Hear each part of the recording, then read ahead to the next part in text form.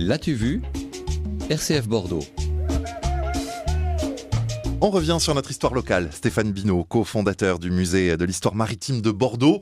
Et on tente donc de ne pas perdre la confiance, mais l'histoire est déjà écrite.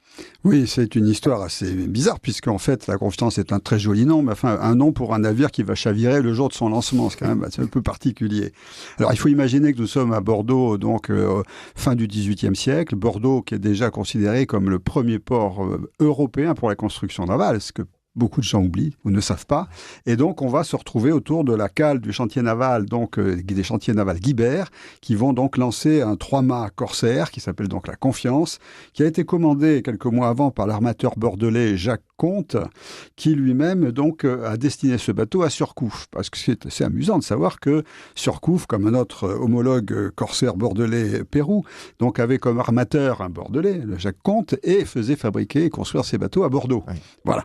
Donc les fameux bateaux du fameux Surcouf sans bordelais finalement. Enfin bon, on va pas aller plus loin dans la polémique. Alors, ceci étant, on se retrouve donc devant le lancement de ce bateau, devant la cale. Il y a tout un tas de gens qui se sont attroupés, comme c'est le cas habituellement. Et puis, l'ordre est donné par le chef de chantier. On va donc couper les câbles et qui retiennent le navire. Et tout doucement, ce navire va commencer donc sa descente. Malheureusement, après quelques mètres parcourus sur le pont incliné, le bateau perd son équilibre, s'incline et se renverse sourdement, écrasant plusieurs personnes. Donc effectivement, il y a des blessés et même quelques morts. Pour Guibert, forcément, lui, il n'est pas question de laisser le bateau en l'état, donc à moitié renversé, chaviré dans le port. Il est même pas encore dans l'eau, enfin à moitié quoi. Il est dans l'eau, il est dans l'eau déjà, mais il est chaviré. Et donc, il va essayer, lui, de relever le navire pour honorer sa commande quand même.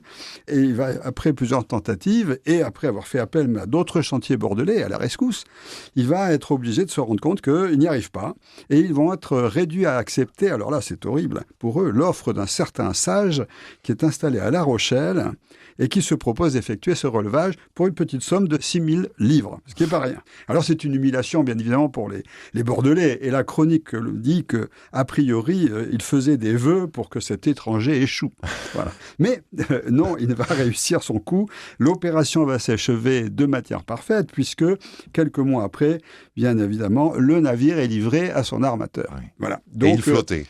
Il flottait très bien. Et là, effectivement, il ne faut pas oublier que Jacques Comte était un bon client quand même, parce qu'il a armé beaucoup d'autres bateaux en dehors de la Confiance, mais que la Confiance, avec des capitaines corsaires comme Surcouf et Pérou, vont effectuer de nombreuses courses à l'époque, et au cours desquels 152 navires marchands furent saisis, et qui vont rapporter à notre cher Jacques Comte la maudite somme de 28 millions de francs. Voilà. La maudite ou la modique? Les deux, la maudite et la modique. Et il ne faut pas oublier non plus de préciser que ce cher Jacques Comte fut propriétaire, entre autres, du château Béchevel. Eh bien voilà, encore un propriétaire de château qui était aussi armateur, ou un armateur aussi propriétaire de château. Merci à Stéphane Binot. À bientôt. À bientôt, merci à vous.